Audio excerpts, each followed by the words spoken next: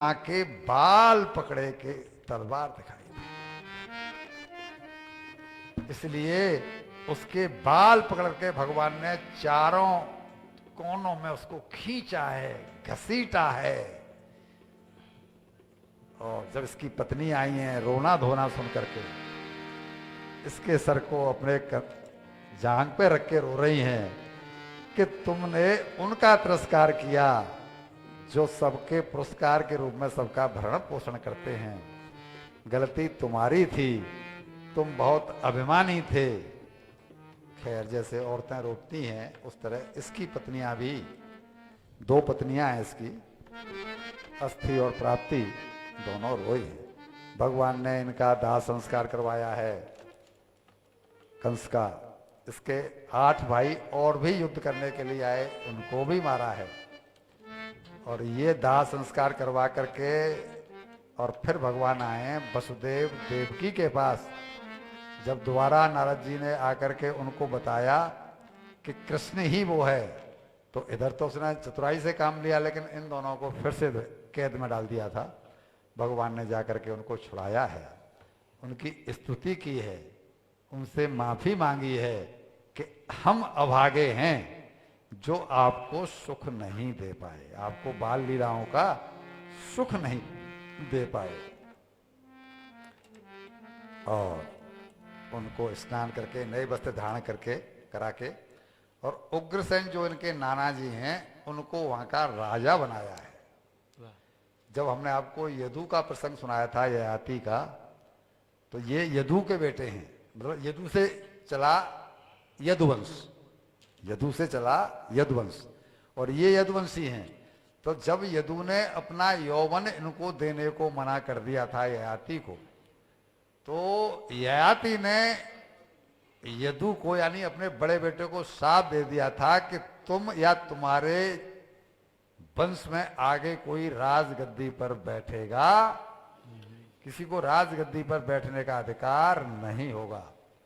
जैसे कि हमारे पिताजी मान लो हमें क्रोध में बोल दें कि हम तुझे अपनी संपत्ति से दखल करते हैं, ऐसे ही इन्होंने राज्य शासन से ही उनको बेदखल कर दिया कि तुझे हम बेदखल करते हैं।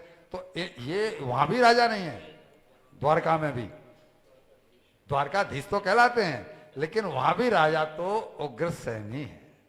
यहां भी राजा उग्रसेनी है। पर जैसा कि होता है अक्सर कि बड़े बूढ़े तो पीछे रह जाते हैं और चलती तो जी हम बच्चों की ही है उनके आगे। अब हम बूढ़े हो गए तो हमारे बेटे की चलती है, जब हमारा बेटा बूढ़ा हो जाएगा तो फिर उसके बेटे की चलेगी। ऐसा ही परंपरा यहाँ चली है। उनको राजा बनाया और फिर आए ये नंद बाबा के पास, जहां नंद बाबा रुके हुए थे। और नंद बाबा को इन्होंने इशारों में ही कह दिया कि पिताजी सब पिता सच जननी यों पुष्णीता स्वपुत्रवत। असल में माता पिता तो वही हैं जो अपने बालक का लालन पालन करते हैं और उसे पाल पोस के बड़ा करते हैं। ये सुनते ही नंद बाबा समझ गए कि सच में असली माता पिता तो वही हैं। तो समझ गए किसका मतलब है, किसके हम असली माता पिता नहीं। और इन्होंने विदा किया उनको कि मैं परसों जल्दी यहाँ का काम निपटा करके, यहाँ का व्यवस्था ठीक करके मैं आता हूँ। एक बार फिर झूठ बोला है कि मैं यहाँ की व्यवस्था संभाल के और आऊँगा, लेकिन भगवान फिर कभी भी नहीं गए हैं। जब वहाँ लौटते हुए खाली हाथ देखा इनको, तो मैया की डकरामन का कोई हिसाब नहीं, बहुत रोए हैं। ये प्रसंग ऐसा है कि जब हम सुनाते हैं तो एक अलग ही आनंद आता है। लेकिन हमें 7 दिन मिले, 7 दिन में 6 दिन रह गए। कल तो कह रहे हैं राकेश बाबू 1 घंटा कथा करनी है, और 6 दिन में भी आधा दिन वो 2 दिन खा गए थे, तो साढ़े 5 दिन ही मिले। यानी 6 घंटे कथा करके भी और हम प्रसंगों को पूरा नहीं कर पाए।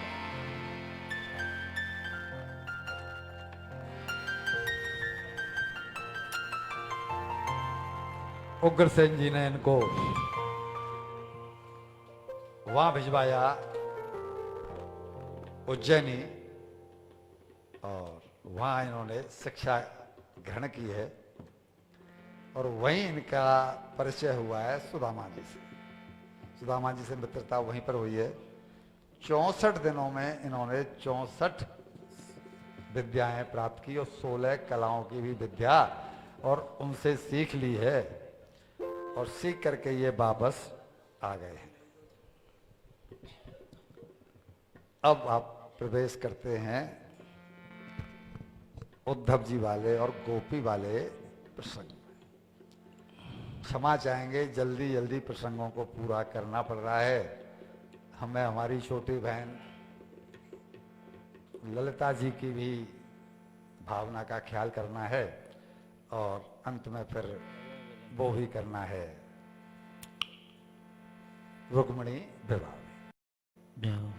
भक्तों के घर विसावरे आते रहा करो, भक्तों के घर विसावरे आते रहा करो। दर्शन को नैना बावरे, दर्शन को नैना बावरे, दर्शन को नैना बावरे, प्यारे दर्शन दिया करो। सामने आते रहा करो, भक्तों के घर में सामने आते रहा करो।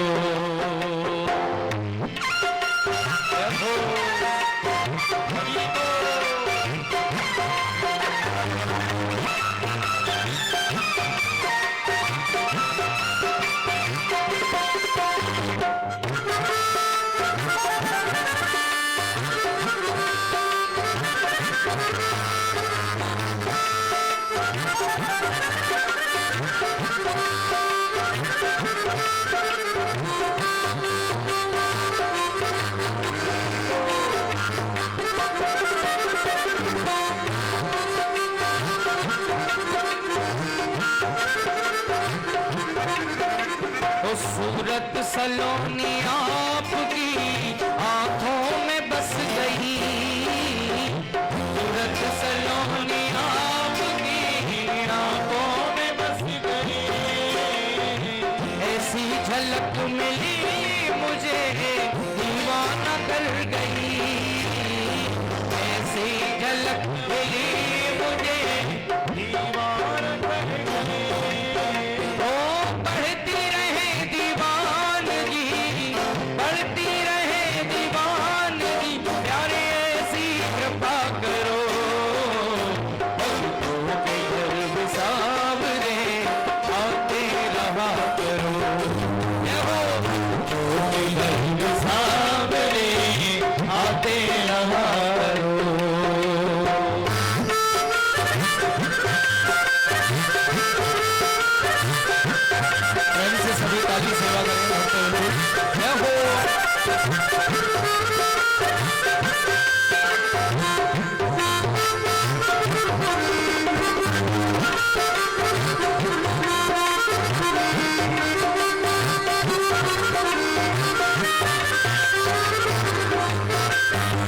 माना कि तेरे चाहने वाले अनेक हैं, माना कि तेरे चाहने वाले अनेक हैं।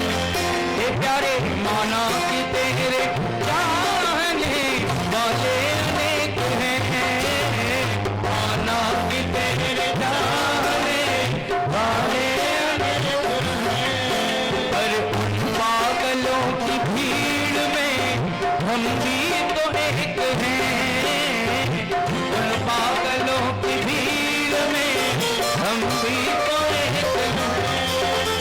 अरे बढ़ती रहे दीवानगी, बढ़ती रहे दीवानगी, अरे ऐसी कृपा करो।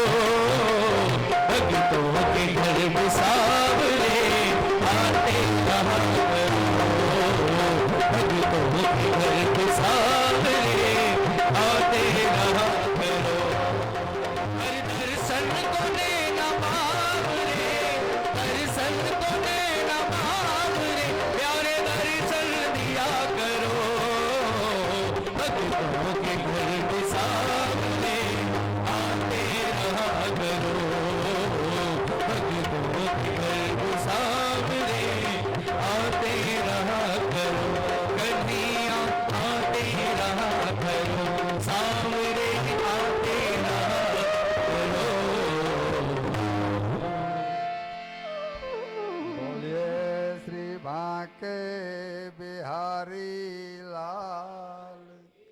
जय। शांति रखिए, शांति रखिए, शांति। बैठिए अग्रवाल जी, बैठिए बैठिए बैठिए। इन वृष्णवंशियों में एक बृहस्पति जी के शिष्य हैं जिनका के नाम है उद्धव जी। शिष्यो बृहस्पति साक्षात उद्धवो बुद्धि सप्तम। बुद्ध सप्तम है, यानी बृहस्पति गुरु के शिष्य हैं, इस नाते ये बहुत विवेकी हैं, बहुत बुद्धिमान हैं और भगवान के ये चचेरे भाई हैं, सखा हैं और साथ में मंत्रिमंडल के एक सदस्य हैं, यानी मंत्री भी हैं। अंतर्यामी भगवान जब से लौट के आए हैं उज्जैन से, तब से वो देख रहे हैं कि नंद बाबा की, यशोदा मैया की और मेरी गोपियों की क्या स्थिति है। मां के यहां उस दिन के बाद चूल्हा नहीं जला है। गोपियां कोई बना के जो दे जाती, मैया बाबा वो भोजन कर लेते। यहां तक कहते हैं कि सुनाने वाले कथाकार कि दोनों रोते रोते अंधे ही हो गए थे। जब उद्धव जी पहुंचे हैं तो ब्रजवासियों ने कहा, भैया ये जो नाली में पानी आ रहा है ना, ये पानी नहीं है, ये मैया बाबा के आंसू हैं। रास्ता पूछने की जरूरत ही नहीं है, तुम इस नाली के सहारे सहारे बढ़ते जाओ, उनके महल में ही पहुंच जाओगे। आज हालत ये, देव की मैया ने अपने हाथ से भोजन बनाया कि मेरा कृष्ण 2 महीने पीछे लौट के, 64 दिन मतलब 2 महीने के आसपास उज्जैनी से पढ़ करके आया है। आज तो मैं इसको अपने हाथों से भोजन बना करके भोजन कराऊं।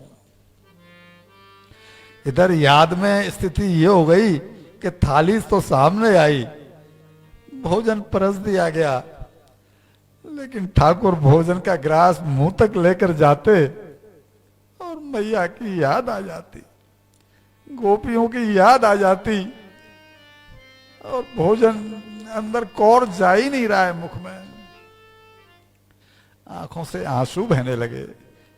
देवकी मैया पूछ रही है, लाला हुआ क्या है, तू रो क्यों रहा है? मेरे हाथ का भोजन तुझे पसंद नहीं आया? क्या बात है, बता ना बेटा, बात क्या है, क्या बताएं, कैसे बताएं? थाली को खिसका करके और महल के ऊपर चले गए। 5 मंजिल का महल है, ऊपर चले गए।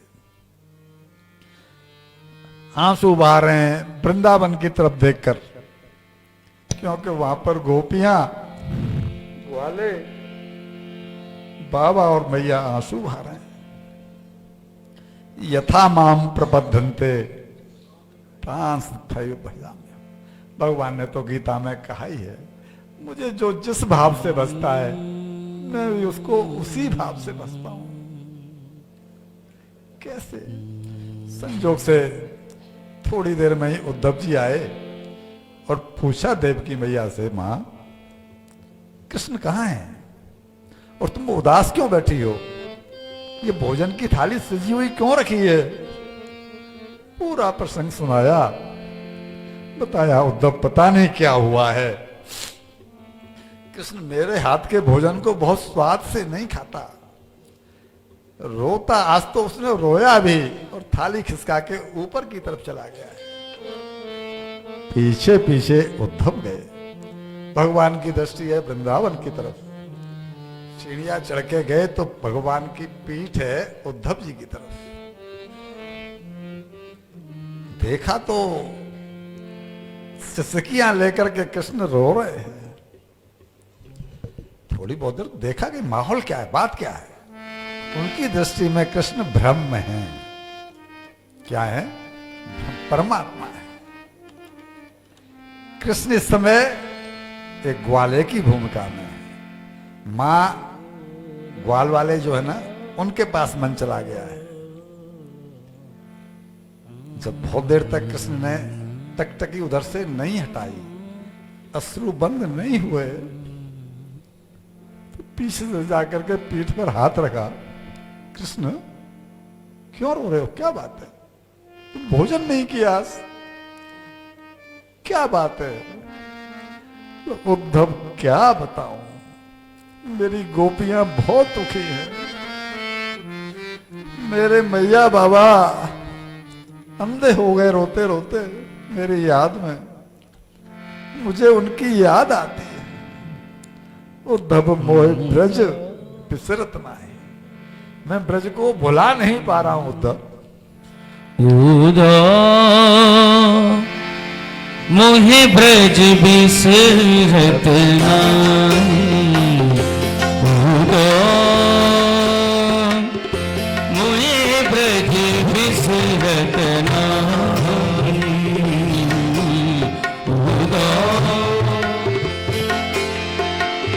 मोहे ब्रज बिसरत नाही। हंस सुधा को सुंदर कलरव, हंस सुधा सुंदर कलरव, और कदमन की छाही,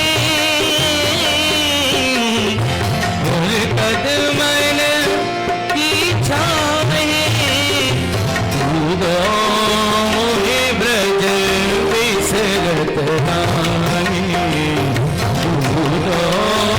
मोहे ब्रज बिसरत नाही, मोहे ब्रज बिसरत नाही, मोहे ब्रज बिसरत नाही।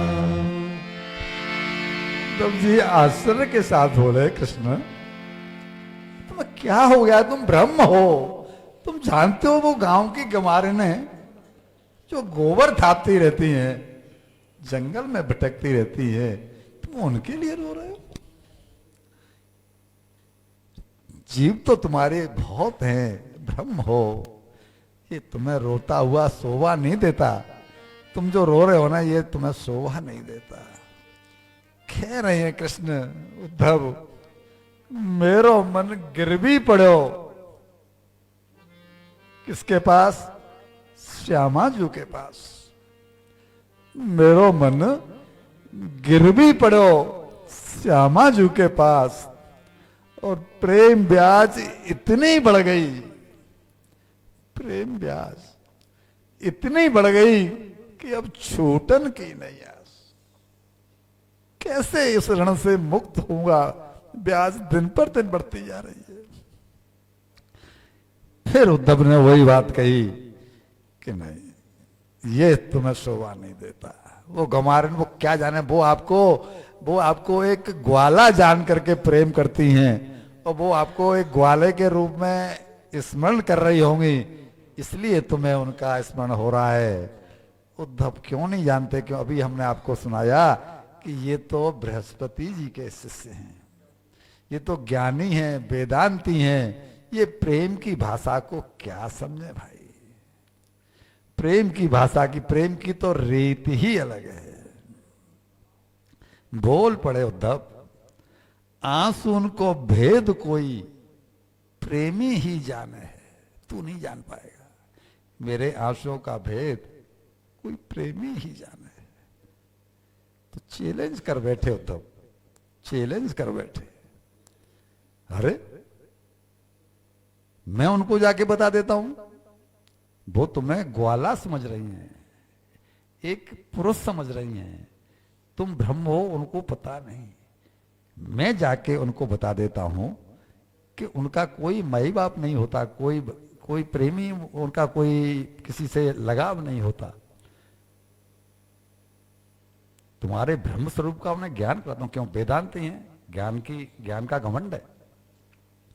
भगवान ने भी सोचा कि इसके प्रश्नों का मैं उत्तर दे नहीं पाऊंगा। ये बात करेगा ज्ञान की, और वहां ज्ञान का प्रवेश है नहीं।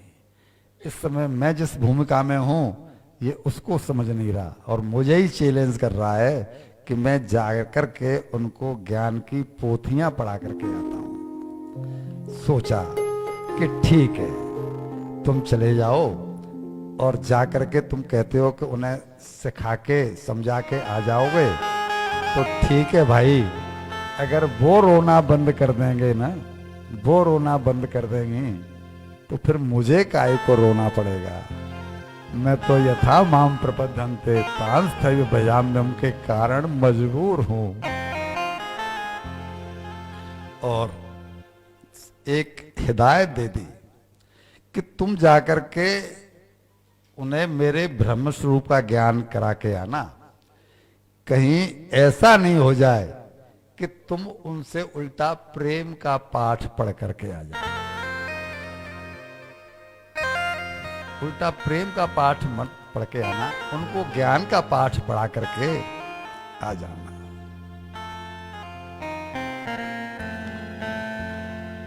ये स्थिति तुम जाकर के कष्ट से उनको मुक्ति दिला दो, इससे बढ़िया मेरे लिए और क्या होगा। मैया के पामन में, मैया के चरणों में, मैया के पामन में करके जुहार मेरी, जुहार कहते हैं ना, प्रणाम। मैया के पामन में करके जुहार मेरी, ऊधमी कन्हैया की राम राम कहियो। ऊधमी देहाती शब्द शैतान, ऊधमी कन्हैया की राम राम कहियो। मैं उनसे कह करके आया था कि अवश्य आऊंगा, इसलिए वो बड़े कष्टों में अपने प्राणों को रोक के रखे हुए हैं। प्राण निकल नहीं रहे क्योंकि उनको ये उम्मीद है कि मैं आऊंगा। लेकिन ध्यान रखियो कि उनको योग कहियो, मेरे प्रेम ते हटाइयो, वो मुझे भूल जाए। उनते योग कहियो, मेरे प्रेम ते हटाइयो, उन्हें योग जा सिखाइयो, तू प्रेम सीख अयो, तू प्रेम सीख अयो।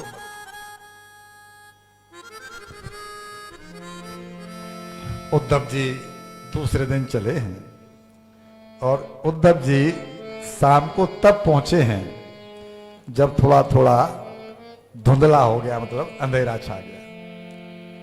दूर से रथ को देखा आते हुए मथुरा की तरफ से।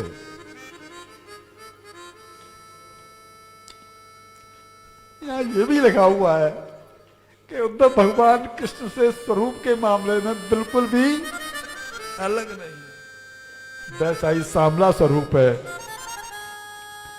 और भगवान ने अपना पीतांबर दिया है कि मेरे पीतांबर को ओढ़ के जाओ और उसी रथ को लेकर के जाओ जिस रास्ते में सखाओं ने दूर से देखा, आनंद की लहर दौड़ गई कि हमारा कन्हैया आ रहा है। लेकिन जैसे ही रथ पास आया समझ गए कि ये कन्हैया नहीं, ये तो कोई और है। आपस में परिचय हुआ, भैया आप कौन हैं? मैं कृष्ण का मित्र हूं, मेरा नाम उद्धव है। सबने यही सोच के कि कृष्ण ही आ गए हों, उद्धव जी को गले से लगाया और बोले, उद्धव भैया अब जीवन में रस नहीं रहा, कृष्ण के जाने से जीवन में रस नहीं रहा।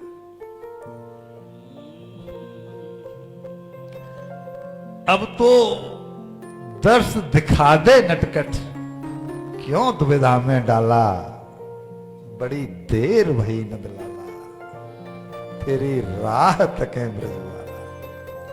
हमने लिखा हुआ है ये पूरा भजन, लेकिन नहीं सुना रहे हैं, केवल 2 लाइनें सुनाई।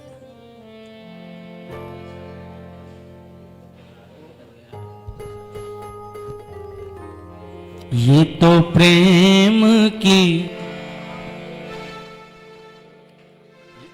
ये भजन गाएंगे आप, लेकिन समय पर, अभी वो समय नहीं आया। ठीक है। उद्धव जी ने उन्हें सांत्वना देते हुए कहा, भैया मैं तुम्हारा कुशल मंगल जानने के लिए ही आया हूं। उन्होंने मुझे तुम्हारा कुशल मंगल जानने के लिए भेजा है और गोपियों के लिए भी मेरे द्वारा संदेश भेजा है। मैं तुम्हारे लिए ही तो आया हूं। अब ऐसा करो कि मुझे नंद बाबा के महल में पहुंचा दो, मैं बाबा से मिलना चाहता हूं। ये पहुंचाया सखाओं ने, और बाबा और मैया ऐसे ही मिले जैसे कि साक्षात कृष्ण ही आ गया हो। मैया बहुत देर तक उसे छाती से लगाकर रोती रही है। कभी मुझे याद करता है तो उसे क्या पता कि वहां तेरा कृष्ण भूखा है, भोजन भी नहीं कर रहा। कहती भैया कि यहां तो वो मुझसे बड़ा झगड़ा करता था रे, बड़े नखरे दिखाता था। वहां उसके इस नखरों को कौन सहन करता है भैया? किसको नखरे दिखाता है? माखन के हित धाय, माखन ही खाऊंगो, अन खाए सतराय, पकड़ के मथानी वहां वो कौन से लड़ते हैं। हमने सुना था ना कि दूध पीने के लिए मैया के शरीर पर चढ़ गए थे, तो पकड़ के मथानी वहां वो कौन से लड़ते हैं। यहां तो मैया मैया करके सारे दिन आसमान को सिर पे उठाए रखता था, और याद कर करके कनुआ कनुआ के आर्त पुकार में रोने लगे, सुध बुध भूल गई। हे उद्धव, मैं जानती हूं कि वो मुझसे रूठ कर गया है, मुझसे बोल कर गया था कि मैं परसों आ जाऊंगा, लेकिन रूठा हुआ है तुझे नहीं पता। मैंने उसे एक बार लकड़ी दिखा करके धमकाया था, उसका कान पकड़ के उसे लकड़ी दिखाई थी, धमकाया था कि तेरी पिटाई करूंगी। इस नाते वो मुझसे रूठा हुआ है। मैंने उसे ऊखल से बांधने की भी भूल की, वो भूला नहीं लगता, वो भूला नहीं। इसलिए तुम जाकर के उससे कह देना, पथिक तू इतनो कहियो जाए, पथिक तू इतनो कहियो जाए कि अब न कबहू कछु कहूं कृष्ण ते, कि अब न कबहू कछु कहूं कृष्ण ते, बस एक बार आ जाए, बस एक बार आ जाए। ऊखल सेऊ कबहू न बांधू, ऊखल सेऊ कबहू न बांधू, कितनो दही फैलाए, कितनो दही फैलाए, नहीं रोकूं माखन चोरी ते, वो खूब चुराए कर खाए। पथिक तू इतनो कहियो जाए। को यद गोपियू रोके, को गोपी वह रोकेगी ना, को यद गोपी रोके तो बहुए दू समझाए, पहना अपनो मान के जाए खावन दो, बहुए दू समझाए, मोकू भले ही न मैया माने। मैंने डांटा था ना, तो भले ही मुझे मैया नहीं माने, ना तो माने धाय, एक अपनी नौकरानी का, एक अपनी बाई का ही नाता मान ले, ढाई का ही नहीं नाता मान ले, तो भी मैं खुश हूं। उद्धव, पथिक तू इतना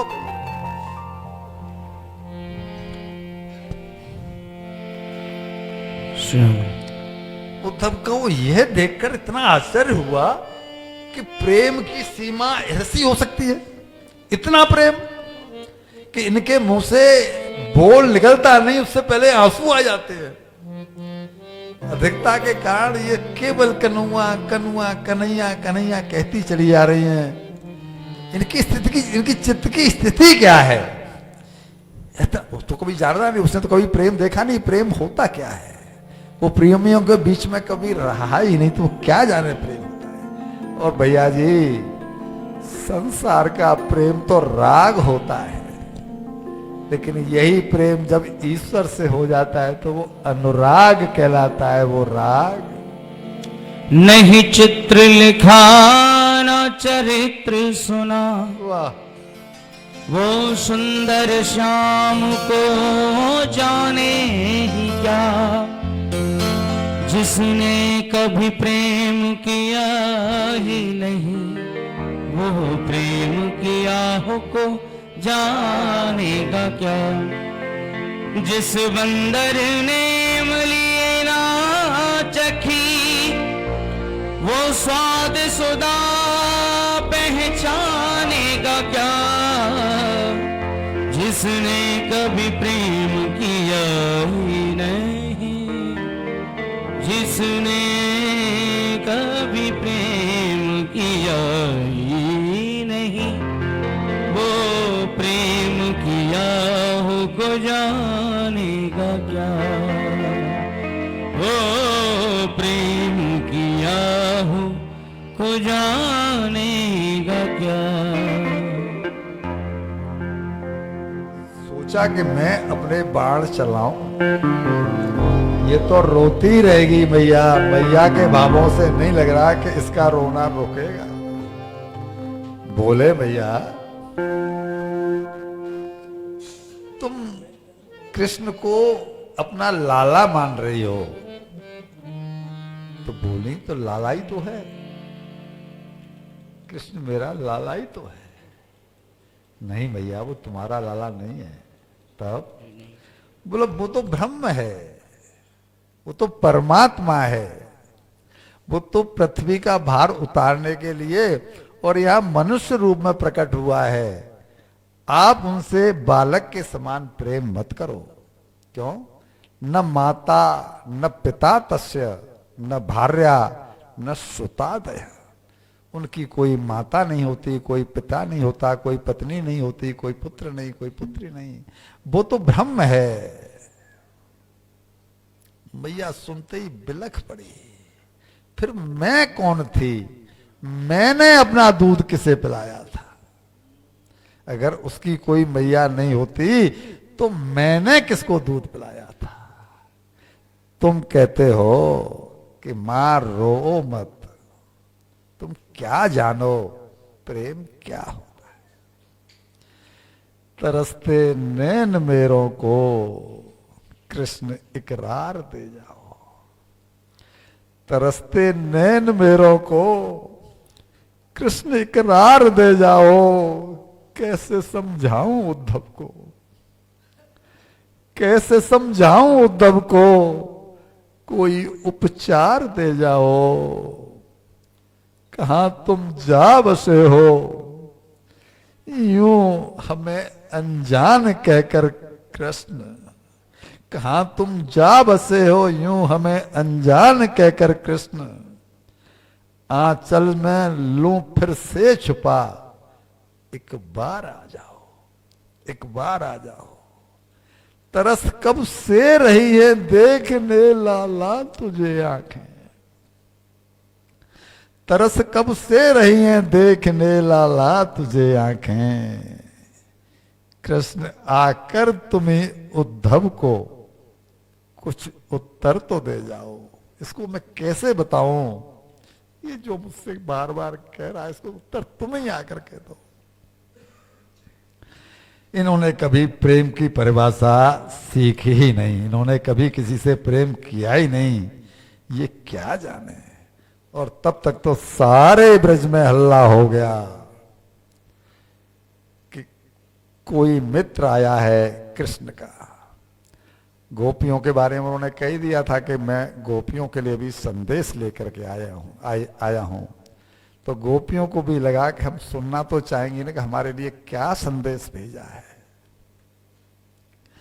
और रात भर रोते रोते मैया को हो गई, रात भर समझाते समझाते उद्धव को हो गई। बाबा तो कुछ बोल ही नहीं पा रहे हैं, क्योंकि मैया का हाल, जैसे कहते हैं ना, किसी को याद आए तो उसको याद दिलाने से और उसका क्रोध या उसका जलन बढ़ती है। तो उसको बाबा तो कुछ बोल ही नहीं पा रहे थे, मैया रोती रही, उद्धव समझाते रहे, कोई हल नहीं निकला। ब्रह्म मुहूर्त में चले गए यमुना तट पर। जब लौट के आए तो देखा कि जुरे आई भीड़ नंद पौरी पे युवतीन की। सारी गोपियां नंद बाबा के महल के आगे और खड़ी हैं और रो रही हैं। याद जब आती है भैया जी, किसी के बालक न रहें, किसी के पति न रहें, किसी के परिजन न रहें, और जब उनकी याद आती है तो आंसू कितने भी रोकने पर रुकते। उन्हें देख गोपियों ने अत्यंत शालीनता से उनका सत्कार किया, स्वागत किया और उन्हें कदली वन में लेकर के गई। कदली वन में लेकर के गई। राकेश बाबू की वजह से हम जल्दी कर रहे हैं। मान सम्मान की औपचारिकताओं के प्रसंग हम सब छोड़ते चले जा रहे हैं। तो वो औपचारिकताएं पूरी करके और सीधा सा प्रश्न कर दिया कि वो खुद नहीं आए, तुम्हें भेजा है, तो निश्चित रूप से तुम्हें जो है ना, वो अपने माँ बाप की सुध लेने ही भेजा होगा। हमसे तो उनका कोई संबंध कभी रहा ही नहीं। और कृष्ण जैसे स्वार्थी लोग किसी से संबंध मानते ही नहीं। उनको तो जैसे भौरा, जब तक उसमें फूल खिला है वृक्ष के ऊपर और वो रस ले रहा है, तब तक तो मड़राता आता है जैसे कितना प्रेम करता है उस वृक्ष से, और जैसे ही उसका काम बना वो उड़ जाता है।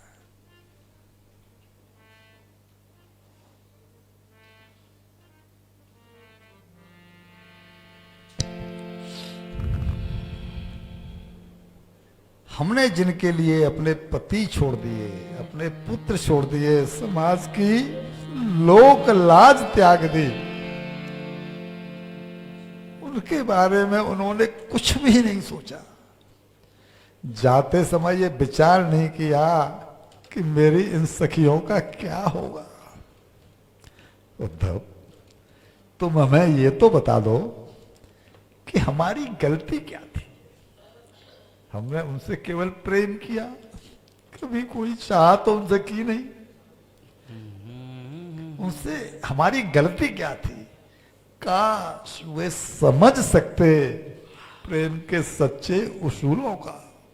काश वे समझ सकते प्रेम के सच्चे उसूलों को, कि किसी के जीने की वजह के बाद उन्हें तन्हा छोड़ा नहीं जाता। किसी के जीने की वजह बनने के बाद उन्हें तन्हा छोड़ा नहीं जाता। अरे छोड़कर ही जाना था, रास्ते ही बदलने थे, तो इतना प्रेम बढ़ाया ही क्यों? बिछुड़ना ही था तो मिले ही क्यों? जाना ही था तो मिले ही क्यों? क्या कभी सोचा है कि मिलने के बिछुड़ने पर किसी का क्या हाल होगा? यदि सपने ही कुचलने थे तो मिले ही क्यों? और वे स्त्री सुलभ लज्जा को त्याग करके रोने लगे। महिलाएं जल्दी से पराये पुरुष के सामने रोती नहीं है। अपने पति से कितनी भी दुखी हो, सास से, ससुर से, बालक से, लेकिन पराया पुरुष जैसे ही आ जाएगा वो अपने आंसुओं को छुपाने का प्रयास करेंगे। लेकिन यहां तो ये अपनी देह की सुध बुध भूली हुई है। उनको कहां होश है कि हम किससे बात कर रहे हैं। फूट फूट कर रोने लगे। हे उद्धव जी, तुम बहुत भाग्यशाली हो। वो कैसे? कि तुम्हें कृष्ण के संग रहकर भी प्रेम का रोग नहीं लगा है। तुम ज्ञानी के ज्ञानी बने हुए हो। हम गांव के गंवारिन पता नहीं इस रोग से कैसे ग्रसित हो गए। तुम बहुत भाग्यशाली हो। हम तो भोली भाली आए हैं, अभागी भी हैं जो उनके प्रेम में लीन हो गई। तुम बचे हुए हो, इसलिए भाग्यशाली हो। क्या बताएं, जब याद करती हैं कृष्ण की तो रोना आ ही जाता है। उद्धव, तब कृष्ण को हमारा काजल लगाना इतना अधिक पसंद था कि यदि कोई गोपी किसी दिन काजल लगा करके नहीं आती थी तो कृष्ण टोक देते थे, व्यंग करते थे कि आज लगता है तुझे समय नहीं मिला, इसलिए शायद काजल नहीं लगा पाई होगी। उद्धव, हम काजल तो आज भी लगा रही हैं। क्यों? कि पता नहीं वो कल आ जाए, पता नहीं वो आज ही आ जाए। और बिना काजल के देखेंगे तो टोके बिन मानेंगे नहीं। काजल तो लगाती हैं लेकिन काजल ठहरता नहीं। क्यों? कि उद्धव, मथुरा में तो साल में 2-4 महीने ही बरसात होती हो, लेकिन हमारे वृंदावन में तो साल के 12 महीने बरसात होती। मजा बरसात का चाहो तो इन आंखों में आ बैठो कि वो बरसों में बरसती हैं, मगर ये बरसों से बरस रही है, ये बरसों से बरस रही है। उस दिन काजल ठहरे तो कैसे? क्यों? कि निस दिन बरसत नैन हमारे, निस दिन बरसत नैन हमारे, सदा रहत पा बसर तो हम पर, कब ते? जब ते श्याम सिधारे। द्रग अंजन न रहत निस्बासर, न रात में न दिन में। द्रग अंजन न रहत निस्बासर, कर कपोल भय कारे।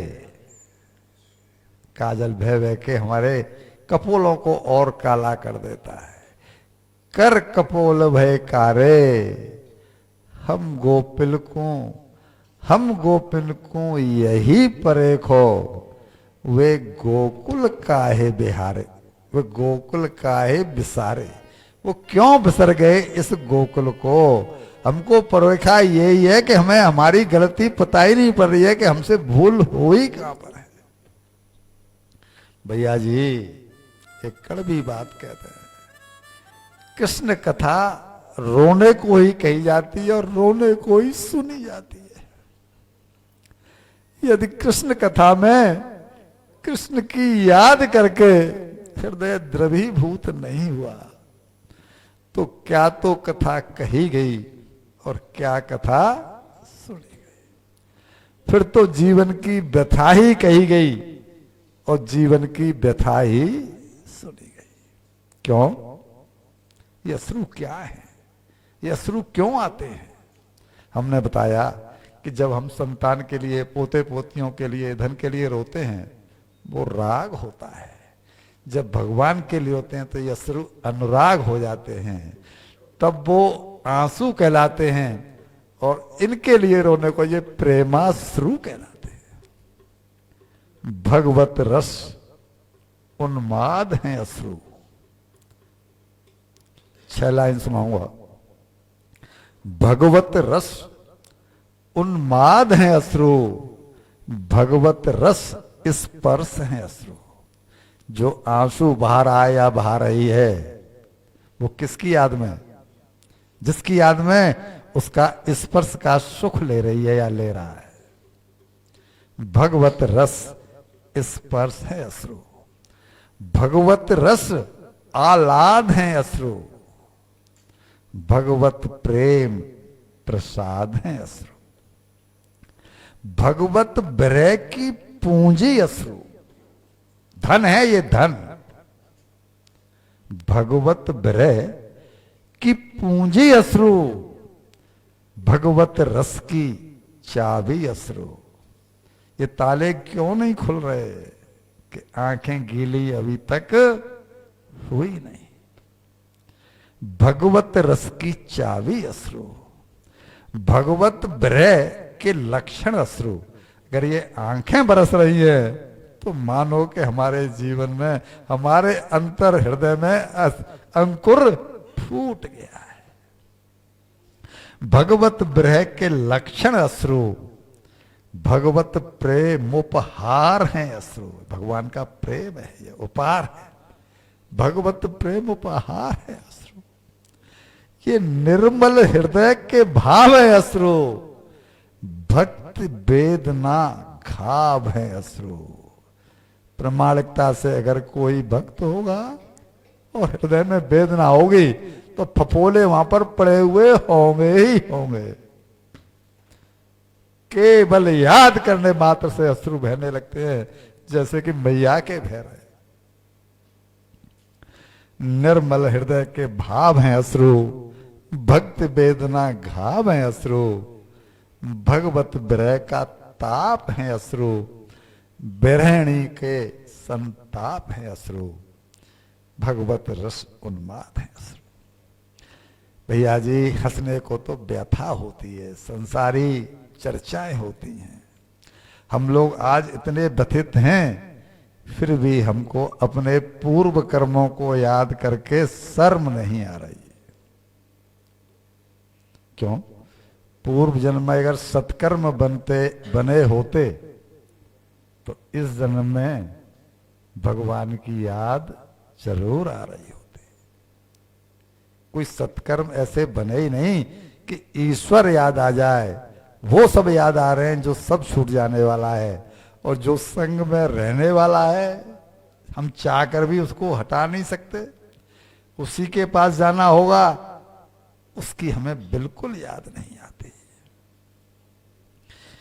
पता नहीं कब ये जीवन सफल होगा, कैसे होगा।